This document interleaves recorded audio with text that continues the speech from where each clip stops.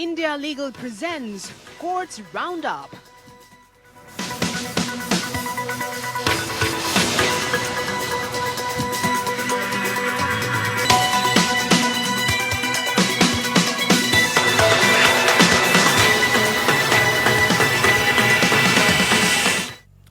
नमस्कार, मैं हूं आपके साथ Neha Dubey. Courts round up में आपका बहुत स्वागत है। इस बुलेटिन में अगले आधे घंटे हम आपको कोर्ट से जुड़ी तमाम छोटी बड़ी खबरों से करवाएंगे रूबरू। कोर्ट की कार्रवाई सुप्रीम कोर्ट से लेकर हाई कोर्ट्स और लो कोर्ट्स तक के फैसलों को रखेंगे आपके सामने। तो आइए शुरू करते हैं courts round up. India Legal presents Courts Roundup.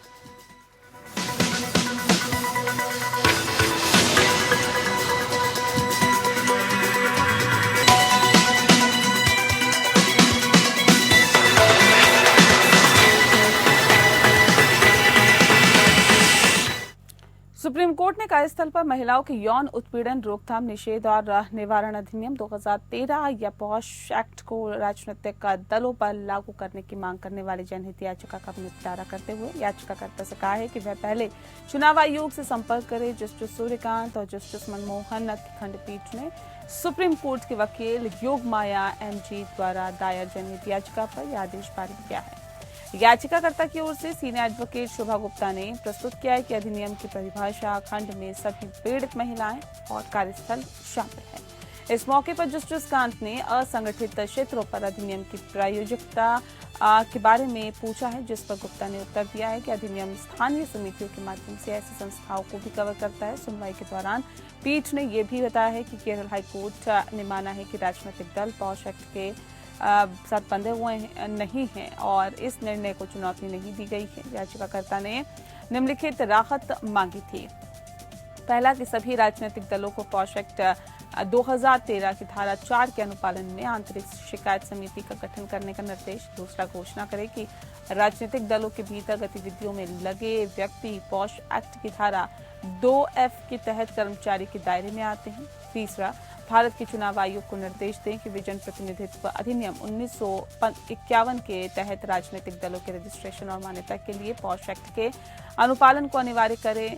चौथा, आईसीसी के कामकाज की नियमित रिपोर्टिंग और सार्वजनिक प्रकटीकरण सहित राजनीतिक दलों द्वारा समयबद्ध अनुपालन को सुनिश्चित करने के लिए दिशा निर्देश जारी करें।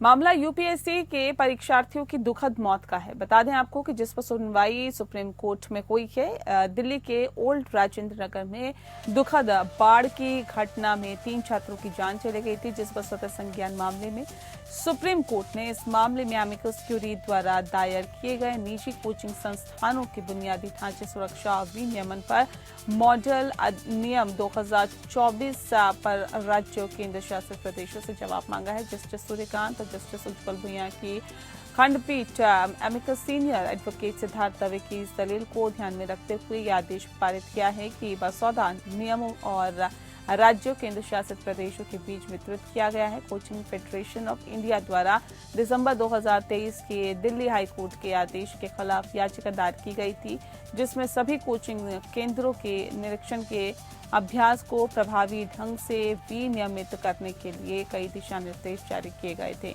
इसे तुच्छ मानते हुए याचिका को सुप्रीम कोर्ट ने 1 लाख रुपए की लागत से खारिज कर दिया था। हालांकि कोचिंग सेंटर्स की सुरक्षा के संबंध में बड़े मुद्दे का स्वतः संज्ञान लेने का निर्णय लिया गया। नोटिस जारी करते हुए अदालत ने केंद्र सरकार और दिल्ली सरकार से निर्धारित सुरक्षा मानदंडों और शुरू किए गए प्रभावी तंत्र को प्रदर्शित करने के लिए कहा है। अब इस मामले में न्याय मित्र ने विचार किए के लिए प्रारूप मॉडल नियम परिचालित किए हैं।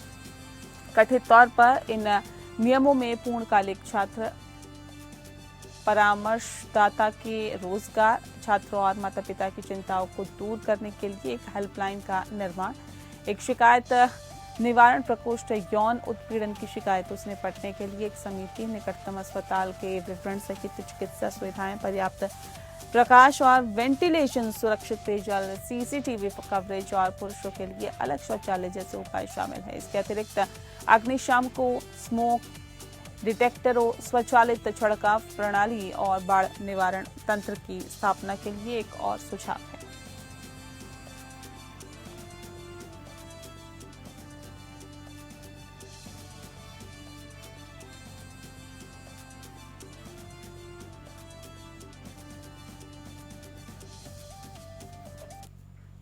सुप्रीम कोर्ट ने मणिपुर सरकार से कहा है कि वह राज्य में चल रही जातीय झड़पों के बीच जलाई गई, लूटी गई या अतिक्रमण की गई संपत्तियों की सूची सीलबंद लिफाफे में पेश करे। चीफ जस्टिस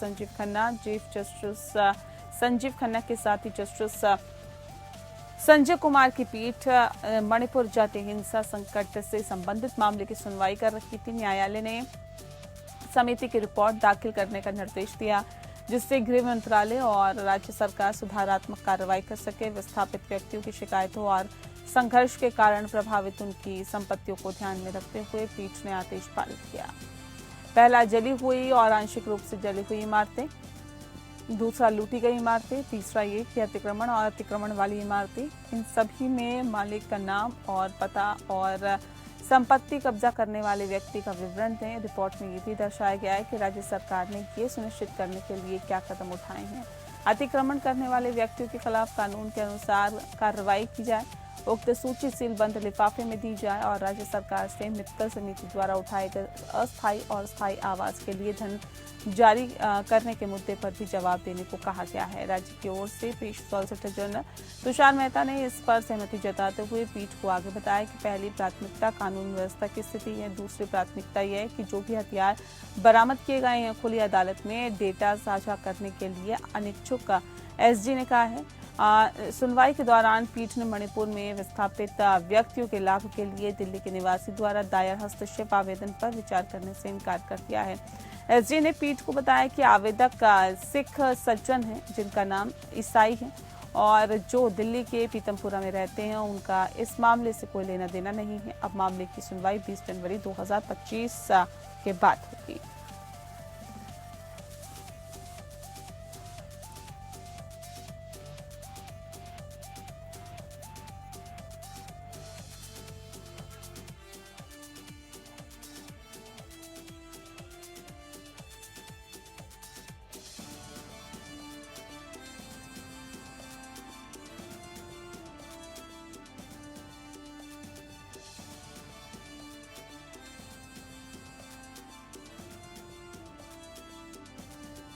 तो मणिपुर हिंसा से जुड़े हुए मामले पर सुनवाई हुई। बता दें आपको, जलाई गई, लूटी गई और अतिक्रमण की हुई संपत्ति के बारे में बातचीत हुई है। साथ ही जानकारी सूची जो है वो सील बंद लिफाफे में पेश करने के निर्देश दिए गए हैं।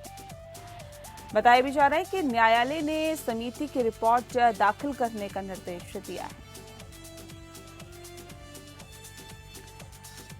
मणिपुर हिंसा से जुड़ा हुआ पूरा मामला है। गृह मंत्रालय और राज्य सरकार सुधारात्मक कार्रवाई कर सके, ये कहा है सुप्रीम कोर्ट ने।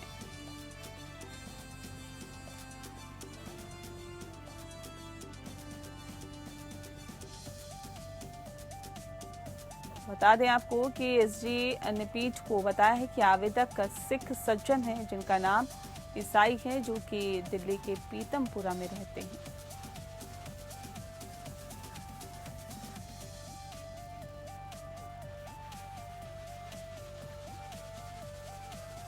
तो मणिपुर हिंसा से जुड़ा हुआ एक पूरा मामला है।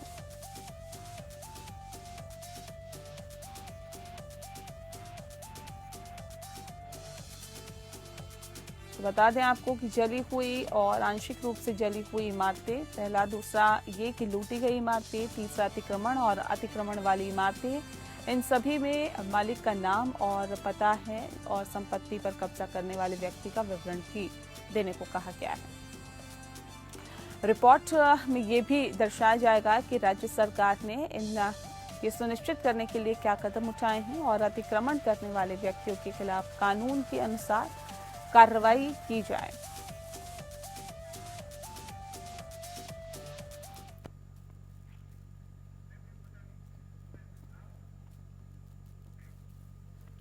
सुप्रीम कोर्ट ने हाल ही में कहा था कि एक बार किसी लोक सेवक के खिलाफ मुकदमा चलाने की मंजूरी देने से इनकार कर दिया गया है तो इसे दोबारा तब तक नहीं दिया जा सकता जब तक कि बाद की मंजूरी को सही ठहराने के लिए सक्षम प्राधिकारी को नई सामग्री प्रस्तुत नहीं की जाती। इस संदर्भ में आइए इंडिया लीगल की वेब रिपोर्टर से समझते हैं कि लोक सेवकों पर मुकदमा चलाने की प्रक्रिया आखिर क्या होती है।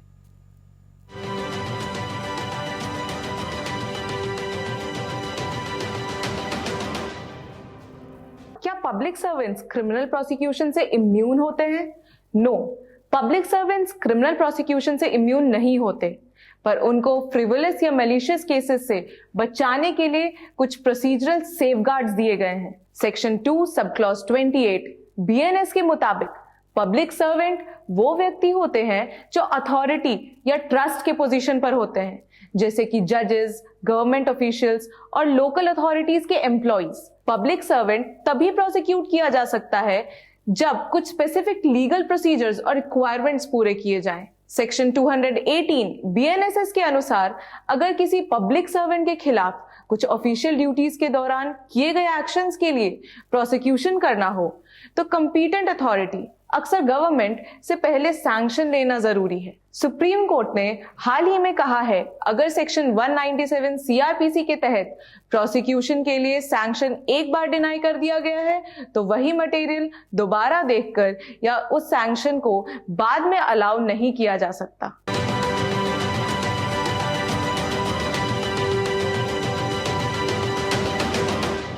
जस्टिस एमएम सुंदरेश वाली बेंच ने इंद्राणी मुखर्जी को अपनी बेटी शीना वोरा की हत्या के मामले में आरोपी इंद्राणी मुखर्जी की विदेश जाने की इजाजत देने की मांग वाली याचिका पर सीबीआई से जवाब मांगा।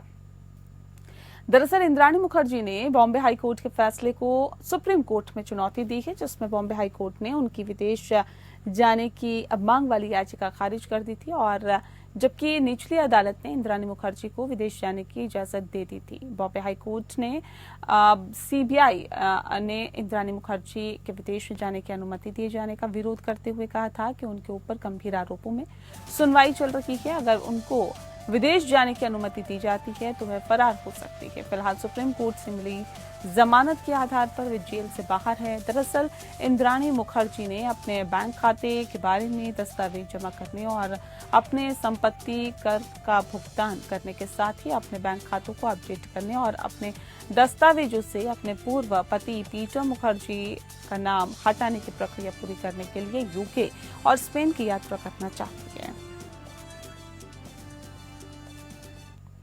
सुप्रीम कोर्ट ने जनहित याचिका पर विचार करने से इनकार कर दिया, जिसमें पंजाब और हरियाणा के बीच शंभू सीमा के पास प्रदर्शन कर रखे किसानों द्वारा राष्ट्रीय राजमार्गों को अवरुद्ध करने के खिलाफ निर्देश देने की मांग की गई थी। न्यायमूर्ति सूर्यकांत और न्यायमूर्ति मनमोहन की खंडपीठ ने कहा कि किसानों के विरोध से संबंधित एक जनहित याचिका पहले से ही शीर्ष अदालत के समक्ष लंबित है। न्यायालय ने उस मामले का जिक्र करते हुए कहा कि ये याचिका क्यों दायर की गई है, ये गलत धारणा देता है और हमने कुछ पहल की है और इसके बावजूद आप यहाँ आए हैं। इसमें किसानों की मांग पर विचार करने के लिए एक विशेषज्ञ समिति का गठन किया गया है। किसान अपनी उपज के लिए न्यूनतम समर्थन मूल्य की कानूनी गारंटी और कर्ज माफी सहित अन्य चीजों की मांग कर रहे हैं। फिलहाल हरियाणा पुलिस की ओर से शंभू सीमा पर रविवार को आंसू गैस के गोले दागे जाने के बाद किसानों ने दिल्ली की ओर अपना मार्च स्थगित कर दिया है। किसानों ने पिछले सप्ताह शुक्रवार को दिल्ली की ओर मार्च करना शुरू किया था।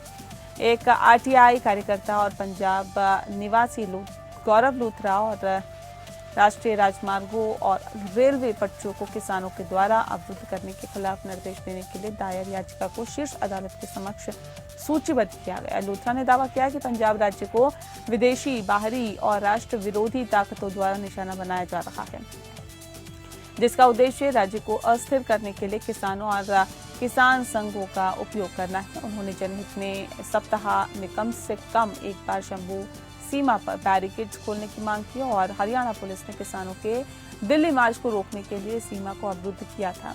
जनहित याचिका में प्रार्थना की गई कि जनता की सुविधा के लिए सीमा को खोला जाना चाहिए।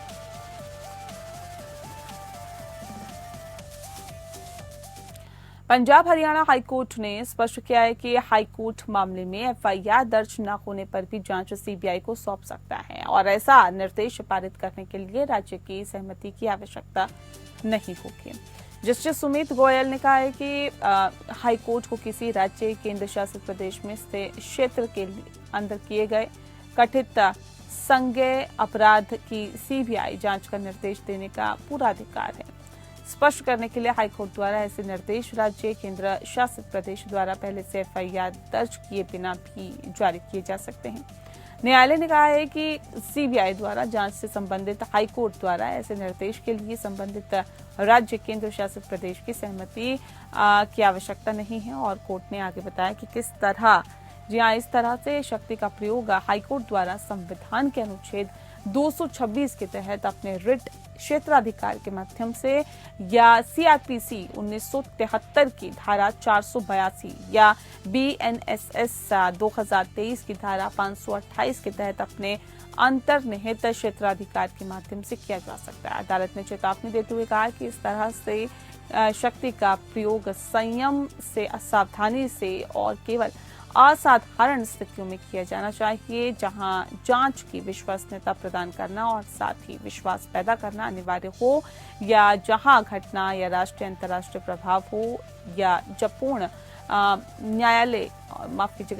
न्याय करने के लिए शक्ति का ऐसा प्रयोग आवश्यक हो। ये टिप्पणियां कथित सामूहिक बलात्कार के मामले में जांच को एक स्वतंत्र एजेंसी को स्थानांतरित करने की याचिका पर सुनवाई करते हुए की गई थी। बता दें आपको कि इस आरोप में ये भी कहा गया था कि अभियोक्ता के साथ आरोपियों द्वारा सामूहिक बलात्कार किया गया था और धोखाधड़ी के मामले में उसके पति को जमानत पर रिहा करवाने के बहाने उससे मोटी रकम ली गई थी। हालांकि जज ने कहा कि हाईकोर्ट को स्थानांतरण के लिए याचिका पर विचार करते समय सीबीआई के पास उपलब्ध सीमित संसाधनों को भी ध्यान में रखना चाहिए।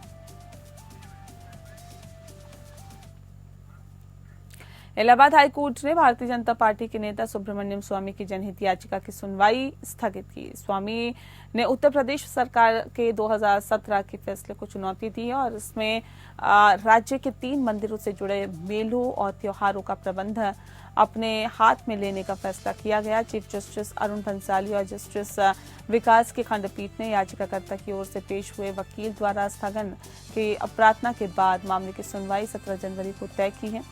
संदर्भ के लिए स्वामी की जनहित याचिका में राज्य सरकार की अधिसूचना को इस आधार पर चुनौती दी गई कि ये भारत के संविधान के अनुच्छेद 14, 25 और 31A का उल्लंघन करती है। याचिका में तर्क दिया गया कि विवादित घोषणा के माध्यम से यूपी सरकार मनमाने असंवैधानिक तरीके से और अवैध तरीके से मंदिरों और उनके धार्मिक समारोह का प्रशासन, प्रबंधन और नियंत्रण अपने हाथ में लेने का प्रयास कर रही है। पीआईएल याचिका में राज्य सरकार को उत्तर प्रदेश राज्य में मंदिरों के मेले और त्योहारों की सरकारी मेला घोषित करने या फिर उन्हें अपने नियंत्रण में लेने से स्थायी रूप से रोकने के निर्देश देने के लिए भी प्रार्थना की गई है। संदर्भ के लिए विवादित अधिसूचना मां ललिता देवी शक्तिपीठ नैमिषारण्य जिला सीतापुर, मां विंध्यवासिनी शक्तिपीठ जिला मिर्जापुर, मां पाटेश्वरी शक्तिपीठ देवी पाटन, तुलसीपुर जिला बलरामपुर और शाकुंभरी माता मंदिर जिला सहारनपुर में आयोजित होने वाले मेलों को सरकारी मेला घोषित किया गया है। ये मेले हर साल नवरात्रि के दौरान लाखों भक्तों को आकर्षित करते हैं और उत्तर प्रदेश सरकार ने इन मेलों को सरकारी आयोजन घोषित करने के अपने फैसले को उचित ठहराते हुए कहा है कि इससे जिला प्रशासन को श्रद्धालुओं के लिए आवश्यक सुविधाएं मुहैया कराने में मदद मिलेगी। इसके अलावा सरकार का लक्ष्य इन मेलों को अंतर्राष्ट्रीय मानकों के स्तर तक पहुंचाना है।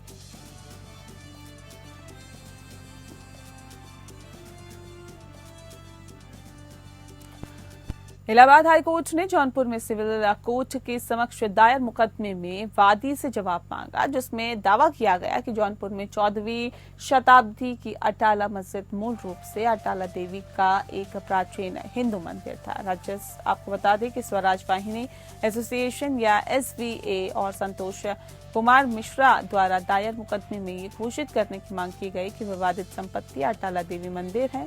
सनातन धर्म के अनुयायियों को वहां पूजा करने का अधिकार है।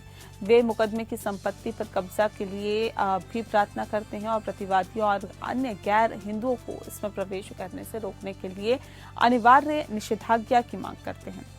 इसके अलावा मुकदमे में प्रतिनिधि क्षमता में आदेश 1 नियम 8 CPC के तहत मुकदमा करने की अनुमति भी मांगी गई। इस प्रार्थना को विवादित आदेश में अनुमति दी गई, जिसे इस वर्ष अगस्त में जिला जज ने बरकरार रखा था। वक्फ अताला मस्जिद ने हाल ही में हाई कोर्ट में याचिका दायर कर दोनों आदेशों को चुनौती दी। दलील दी गई कि ट्रायल कोर्ट के आदेश के खिलाफ पुनर्विचार याचिका केवल गैर स्थायी आधार पर खारिज कर दी गई। ये देखते हुए कि मामले पर विचार करने की आवश्यकता है, जस्टिस रोहित रंजन अग्रवाल की पीठ ने वादी को मामले में जवाबी हलफनामा दाखिल करने का निर्देश दिया। हाईकोर्ट के समक्ष याचिकाकर्ता वक्फ अताला मस्जिद जौनपुर का मामला ये है कि वाद दोषपूर्ण है, क्योंकि वादी सोसाइटी रजिस्ट्रेशन एक्ट के तहत रजिस्टर्ड सोसाइटी है जो न्यायिक व्यक्ति नहीं है, इसीलिए प्रतिनिधि क्षमता में मुकदमा दायर करने के लिए सक्षम नहीं है। याचिकाकर्ता ने यह भी तर्क दिया कि विचाराधीन संपत्ति को मस्जिद के रूप में रजिस्टर्ड किया गया और सन 1398 में इसके निर्माण के बाद लगातार इसका उपयोग किया जाता रहा। मुस्लिम समुदाय जुम्मे की नमाज सहित नियमित रूप से नमाज अदा करता है।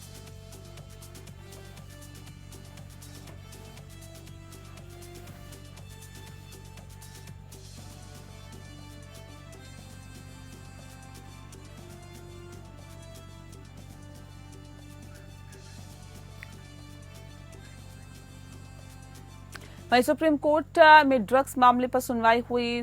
न्यायाधीश बेला त्रिवेदी और न्यायाधीश सतीश चंद्र शर्मा की बेंच ने मामले की सुनवाई की और प्रतिवादी को एनडीपीएस अधिनियम के तहत ट्रायल कोर्ट द्वारा उत्तरदायी ठहराया गया था और कोडीन सल्फेट गोलियों की 2450 स्ट्रिप्स और एसफूफ सिरप की 320 बॉटल पाई गई थी। बता दें आपको कि प्रतिवादी ने सजा को उच्च न्यायालय में चुनौती दी थी और जिस पर उसे एनडीपीएस अधिनियम के तहत जमानत दे दी गई, क्योंकि उसने पहले ही सजा का 50% समय पूरा कर लिया था और उसके खिलाफ सबूतों में विसंगतियां थी।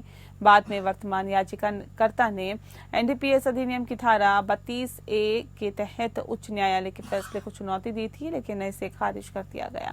अपील खारिज कर दी गई। आइए इस केस पर क्या कुछ अदालत में हुआ है, India legal researcher Kareena Jindal से जानते हैं।